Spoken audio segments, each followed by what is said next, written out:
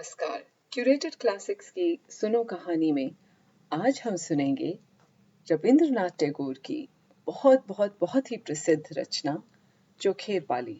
सबसे पहले बांग्ला में सन 1902 और 3 में एक पत्र बंग दर्शन में चोखेर पाली एक धारावाहिक रूप में प्रकाशित हुई थी। इसके बाद सन 1903 में ये पुस्तक के रूप में प्रकाशित की गई।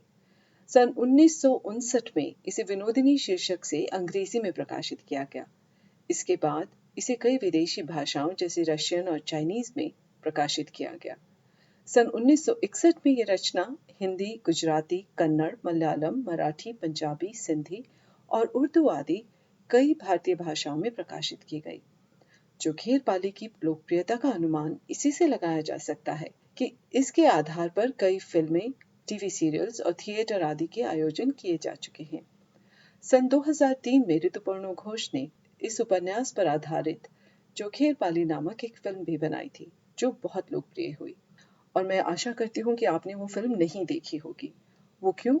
वो इसलिए क्योंकि जब भी किसी भी किताब पर, किसी भी कहानी पर एक फिल्म बनाई जाती है तो सारा का सारा दायित्व एक्टर्स के ऊपर आ जाता है कि वो जो लेखक कहना चाहता था ओरिजिनली, उसको वो कितने अच्छे से निभा पा रहे हैं। लेकिन जब आप किताब पढ़ते हैं तो सारा दायित्व आपके ऊपर होता है कि लेखक जो कहना चाह रहा था, आप उसको समझ पा रहे हैं, आप उसको किस तरह से समझ पा रहे हैं, आदि आदि। तो बहुत अच्छी बात है अगर आपने अभी तक वो फिल्म नहीं देखी है। पहले कहानी फिर फिल्म। तो शुरू करते हैं। चैप्टर 1। विनोद की माँ हरिमती महेंद्र की माँ राजलक्ष्मी के पास जाकर धरना देने लगी। दोनों एक ही गांव की थी। छुटपन में साथ खेली थी। राजलक्ष्मी महेंद्र के पीछे पड़ गई। बेटा महेंद्र, इस गरीब की बिटिया का उद्धार करना पड़ेगा। सुना है लड़की बड़ी सुंदर है, फिर पढ़ी लिखी भी है, उसकी रुचियां भी तुम लोगों जैसी हैं। महेंद्र बोला, आजकल के तो सभी लड़के मेरे जैसे होते हैं। राजलक्ष्मी बोली, तुझसे शादी की बात करना ही मुश्किल है। माँ, इसे छोड़कर क्या दुनिया में कोई और बात नहीं है? महेंद्र के पिता उसके बचपन में ही चल बसे थे। माँ से महेंद्र का बर्ताव साधारण लोगों जैसा न था। उम्र लगभग 22 की हुई, एमए पास करके डॉक्टरी पढ़ना शुरू किया है, मगर माँ से उसकी रोज रोज की जिद का अंत नहीं। कंगारू के बच्चे की तरह माता के गर्भ से बाहर आकर भी उसकी बाहरी थैली में टंगे रहने की उसकी जैसे आदत हो गई है। माँ के बिना आहार विहार, आराम विराम कुछ भी नहीं हो पाता। अब की बार जब माँ विनोदिनी के लिए पूरी तरह उसके पीछे पड़ गई तो महेंद्र बोला, अच्छा, एक बार लड़की को देख लेने दो। लड़की देखने का दिन आया तो उसने कहा, देखने से क्या होगा? शादी तो मैं तुम्हारी खुशी के लिए कर रहा हूँ, फिर मेरे अच्छा बुरा देखने का कोई अर्थ नहीं है। महेंद्र के कहने में पर्याप्त गुस्सा था, मगर माँ ने सोचा, शुभ दृष्टि के समय जब मेरी पसंद और उसकी पसंद एक हो जाएगी तो उसका स्वर भी नरम हो जाएगा। राजलक्ष्मी ने बेफिक्र होकर विवाह का दिन तय किया। दिन जितना ही करीब आने लगा, महेंद्र का मन उतना ही बेचैन हो उठा। मात्र 2-4 दिन पहले वो कह बैठा, नहीं माँ, ये मुझसे हरगिज ना होगा। छुटपन से महेंद्र को हर तरह का सहारा मिलता रहा है, इसलिए उसकी इच्छा सर्वोपरि है। दूसरे का दबाव उसे बर्दाश्त नहीं। अपनी स्वीकृति और दूसरों के आग्रह ने उसे बेबस कर दिया है। इसीलिए विवाह के प्रस्ताव के प्रति नाहक ही उसकी वितृष्णा बढ़ गई है, और विवाह का दिन नजदीक आ गया तो उसने एक बार की ना ही कर दी। महेंद्र का दिली दोस्त था बिहारी। वो महेंद्र को भैया और उसकी माँ को माँ कहा करता था। माँ उसे स्टीमर के पीछे जुड़ी डोंगी जैसा भारवाही सामान मानती थी और वैसे ही उस पर ममता भी रखती थी। वो बिहारी से बोली, बेटे, ये तो अब तुम्हें ही करना है, नहीं तो उस बेचारी लड़की। बिहारी ने हाथ जोड़कर कहा, माँ, ये मुझसे ना होगा। अच्छी न लगी कहकर महेंद्र जो मिठाई छोड़ देता है, वो मैंने बहुत खाई, मगर लड़की के बारे में ऐसा नहीं हो सकता। राजलक्ष्मी ने सोचा, भला बिहारी विवाह करेगा? उसे तो बस एक महेंद्र की पड़ी है, बहू लाने का ख्याल भी नहीं आता उसके मन में। ये सोचकर बिहारी के प्रति उनकी कृपा मिश्रित ममता कुछ और बढ़ गई। विनोदिनी के पिता कुछ खास धनी न थे, परंतु अपनी एक लौती बेटी को मिशनरी में रखकर बड़े जतन से पढ़ाया लिखाया। इतना ही नहीं, घर के काम में भी चाक चौबंद किया। वे गुजर गए और बेचारी विधवा माँ बेटी के विवाह के लिए परेशान हो गई। उनके पास में रुपया पैसा नहीं, ऊपर से लड़की की उम्र भी ज्यादा। आखिर राजलक्ष्मी ने अपने मैके में गांव के एक रिश्ते के भतीजे से विनोदिनी का विवाह करा दिया। कुछ ही दिनों में वो विधवा हो गई। तब महेंद्र ने हंसकर कहा, गनीमत थी कि मैंने शादी नहीं की। कोई 3 साल बाद माँ बेटे में फिर एक बात हो रही थी। बेटा, लोग तो मेरी ही शिकायत करते हैं। क्यों भला? तुमने लोगों का ऐसा क्या बिगाड़ा है? बहू के आने से बेटा पराया ना हो जाए, मैं इसी डर से तेरी शादी नहीं करती। लोग यही कहा करते हैं। महेंद्र ने कहा, डर तो होना ही चाहिए। मैं माँ होता तो जीते जी लड़के का विवाह ना करता, लोगों की शिकायतें सुन लेता। माँ हंसकर बोली, सुनो, जरा इसकी बातें सुन लो। महेंद्र बोला, बहू तो आकर लड़के को अपना बना ही लेती है, फिर इतना कष्ट उठाने वाली माँ अपने आप दूर हो जाती है। तुम्हें ये चाहे जैसा लगे, मुझे तो ठीक नहीं लगता। राजलक्ष्मी ने मन ही मन गदगद होकर हाल ही में आई अपनी विधवा देवरानी से कहा, सुनो मंजली, जरा महेंद्र की सुनो। कहीं बहू आकर माँ पर हावी ना हो जाए, इसी डर से ये विवाह नहीं करना चाहता। ऐसी बात कभी सुनी है तुमने?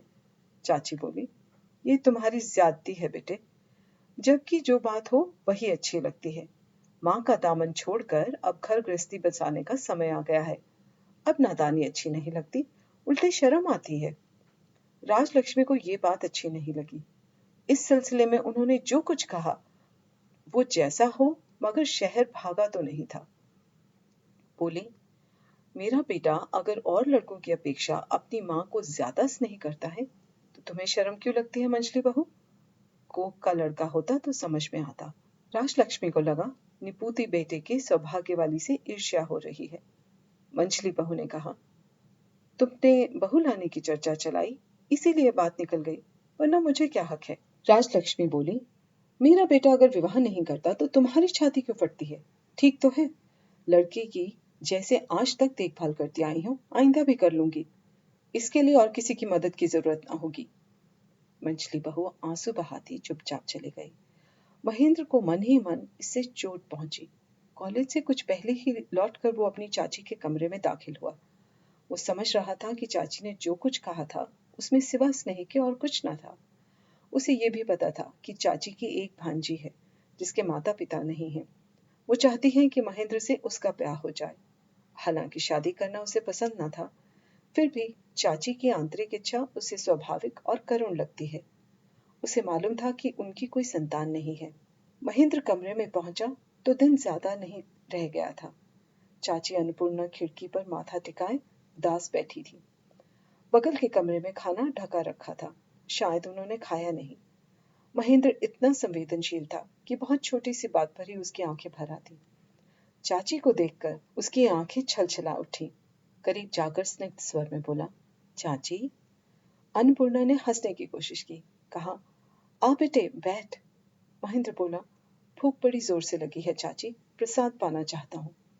अन्नपूर्णा उसकी चालाकी ताड़ गई और अपने उमड़ते आंसुओं को मुश्किल से जब्त करके उसने खुद खाया और उसे खिलाया। महेंद्र का मन भीगा हुआ था। चाची को दिलासा देने के विचार से वो अचानक बोल उठा, अच्छा चाची, तुमने अपनी भांजी की बात बताई थी, एक बार दिखा सकते हो? ये कहते हुए महेंद्र डर तो रहा था। अन्नपूर्णा हंसकर बोली, क्यों, शादी के लड्डू फूट रहे हैं बेटा? महेंद्र झटपट बोला, नहीं नहीं, अपने लिए नहीं, मैंने बिहारी को राजी किया है। लड़की देखने का कोई दिन तय कर दो। अन्नपूर्णा बोली, आहा, उस बेचारे का ऐसा भाग्य कहाँ, भला उसे बिहारी जैसा लड़का नसीब हो सकता है। महेंद्र चाची के कमरे से निकला कि दरवाजे पर माँ से मुलाकात हो गई। राजलक्ष्मी ने पूछा, क्यों रे, क्या राय मशवरा कर रहा था? महेंद्र बोले, राय मशवरा नहीं, पान लेने गया था। माँ ने कहा, तेरा पान तो तेरे कमरे में रखा है। महेंद्र ने कुछ नहीं कहा, वो चुपचाप वहां से चला गया। राजलक्ष्मी अंदर गई और अन्नपूर्णा की रुलाई से सूजी आंखें देखकर लम्हे भर में बहुत सोच लिया। अनायास ही फुंकार छोड़ी, क्यों मंजली बहू? महेंद्र के कान भर रही थी, है ना? और बिना कुछ सुने तत्काल तेजी से निकल गई। कन्या देखने की बात महेंद्र ने की जरूर, मगर वो भूल गया। अन्नपूर्णा नहीं भूली। उन्होंने लड़की के अभिभावक, उसके बड़े चाचा को जल्दी से शाम बाजार पत्र भेजा और एक दिन तय कर लिया। महेंद्र ने जब सुना कि देखने का दिन पक्का हो गया है तो बोला, चाची इतनी जल्दी क्यों की? बिहारी से तो मैंने अभी तक जिक्र भी नहीं किया। अन्नपूर्णा बोली, ऐसा भी होता है क्या भला? अब अगर तुम लोग ना जाओ तो वो क्या सोचेंगे? महेंद्र ने बिहारी को बुलाकर सारी बातें बताई। कहा, चलो तो सही, लड़की न जची तो तुम्हें मजबूर नहीं किया जाएगा। बिहारी बोला, ये मैं नहीं कह सकता। चाची की भांजी को देखने जाना है। देखकर मेरे मुंह से ये बात हरगिज ना निकल सकेगी कि लड़की मुझे पसंद नहीं। महेंद्र ने कहा, फिर तो ठीक ही है। बिहारी बोला, लेकिन तुम्हारी तरफ से ये ज्यादती है महेंद्र भैया। खुद तो हल्के हो जाएं और दूसरे के कंधे पर बोझ रख दें, ये ठीक नहीं। अब चाची जी का जी दुखाना मेरे लिए बहुत कठिन है। महेंद्र कुछ शर्मिंदा और नाराज होते हुए बोला, आखिर इरादा क्या है तुम्हारा? बिहारी बोला, मेरे नाम पर जब तुमने उन्हें उम्मीद दिलाई है तो मैं विवाह करूंगा। ये देखने जाने का ढोंग बेकार है। बिहारी अन्नपूर्णा के प्रति देवी की भांति भक्ति करता था। आखिर अन्नपूर्णा ने खुद बिहारी को बुलवाकर कहा, ऐसा भी कहीं होता है बेटे? लड़की देखे बिना ही विवाह करोगे? ये हरगिज ना होगा। लड़की पसंद ना आए तो तुम हरगिज हाँ नहीं करोगे, समझे? तुम्हें मेरी कसम। महेंद्र ने कॉलेज से लौटकर जाने के दिन माँ से कहा, जरा मेरा वो रेशमी कुर्ता और ढाका वाली धोती निकाल दो। माँ ने कहा, क्यों, कहाँ जाना है? महेंद्र बोला, काम है, तुम ला दो फिर बताऊंगा। महेंद्र थोड़ा सवरे बिना रह न सका। दूसरे के लिए ही क्यों ना हो, लड़की का मसला जवानी में सभी से थोड़ा साथ संवार करा ही लेता है। दोनों दोस्त लड़की देखने निकल पड़े। लड़की के बड़े चाचा अनुकूल बाबू ने अपनी कमाई से अपना बाग वाला 3 मंजिला मकान मोहल्ले में सबसे ऊंचा बना रखा है। गरीब भाई की माँ बाप विहीना बेटी को उन्होंने अपने ही यहाँ रखा है। उसकी मौसी अन्नपूर्णा ने कहा था, मेरे पास रहने दो, इससे खर्च की कमी जरूर होती, लेकिन गौरव की कमी के डर से अनुकूल राजी ना हुए। यहाँ तक कि मुलाकात के लिए भी कभी उसे मौसी क्या नहीं जाने देते थे। अपनी मर्यादा के बारे में वो इतने ही सख्त थे। लड़की के विवाह की चिंता का समय आया, लेकिन इन दिनों विवाह के विषय में यादृशी भावना यस्य सिद्ध भरवती तादृशी वाली बात लागू नहीं होती। चिंता के साथ साथ लागत भी लगती। परंतु दहेज की बात उठते ही अनुकूल कहते, मेरी भी तो अपनी लड़की है, अकेले मुझसे कितना करते बनेगा। इसी तरह दिन निकलते जा रहे थे। ऐसे में बन सवर कर खुशबू बिखेरते हुए रंगभूमि में अपने दोस्त के साथ महेंद्र ने प्रवेश किया। चैत का महीना, सूरज डूब रहा था। 2 मंजिले का दक्षिणी बरामदा चिकनी चीनी टाइलों का बना। उसी के एक ओर दोनों मेहमानों के लिए फल फूल मिठाई से भरी चांदी की तश्तरियां रखी गईं। बर्फ के पानी भरे गिलास जैसे ओस बूंदों से झलमल। बिहारी के साथ महेंद्र सकुचाते हुए खाने पर बैठा। नीचे माली पौधों में पानी डाल रहा था और भीगी मिट्टी की सोंधी सुगंध लिए दक्षिणी बयार महेंद्र की थप थप धुली चादर के छोर को हैरान कर रही थी। आसपास के दरवाजे के झरोखों की ओट से कभी कभी दबी हंसी फुसफुसाहट, कभी कभी गहनों की खनखनाहट सुनाई दे रही थी। खाना खत्म हो चुका तो अंदर की तरफ देखते हुए अनुकूल बाबू ने कहा, चुन्नी पान तो ले आ बेटी। जरा देर में संकोच से पीछे का दरवाजा खुल गया और सारे संसार की लाज से सिमटी एक लड़की हाथ में पानदान लिए अनुकूल बाबू के पास आकर खड़ी हुई। वो बोले, शर्म काहे की बिटिया, पानदान उनके सामने रखो। उसने झुककर कांपते हुए हाथों से मेहमानों की बगल में पानदान रख दिया। बरामदे के पश्चिमी छोर से डूबते हुए सूरज की आभा उसके लज्जित मुखड़े को मंडित कर गई। इसी मौके से महेंद्र ने उस कांपती हुई लड़की के करुण मुख की छवि देख ली।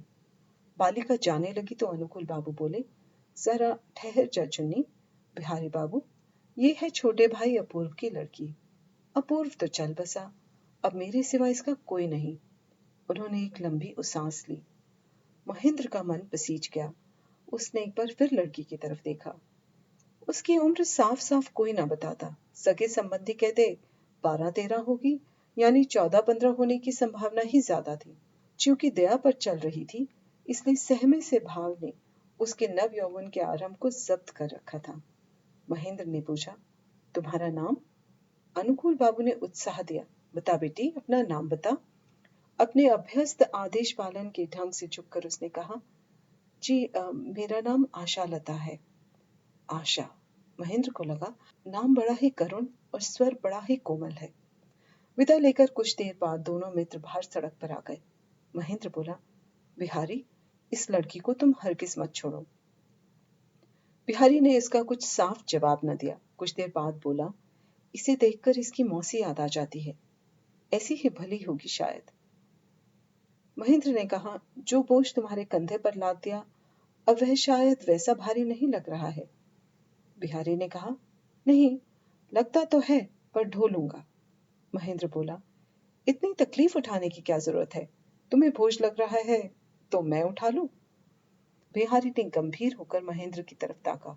बोला, सच? अब भी ठीक ठीक बता दो। यदि तुम शादी कर लो तो चाची कहीं ज्यादा खुश होंगी। उन्हें हमेशा पास रखने का मौका मिलेगा। महेंद्र बोला, पागल हो तुम, ये होना होता तो कब का हो जाता। बिहारी ने कोई एतराज न किया, चला गया और महेंद्र भी यहाँ वहां भटक कर घर पहुंच गया। माँ पूरियां बना रही थी। चाची तब तक अपनी भांजी के पास से लौटकर नहीं आई थी। महेंद्र अकेला सूनी छत पर गया और चटाई बिछाकर लेट गया। कलकत्ता की ऊंची अट्टालिकाओं के शिखरों पर शुक्ल सप्तमी का आधा चांद टहल रहा था। माँ ने खाने के लिए बुलाया तो महेंद्र ने अलसाई आवाज में कहा, छोड़ो, अब उठने को जी नहीं चाहता। माँ ने कहा, तो यहीं ले आऊं? महेंद्र बोला, आज नहीं खाऊंगा, मैं खाकर आया हूँ। माँ ने पूछा, कहाँ खाने गया था? महेंद्र बोला, बाद में बताऊंगा। वो लौटने लगी तो थोड़ा सोचते हुए महेंद्र ने कहा, माँ, खाना यहीं ले आओ।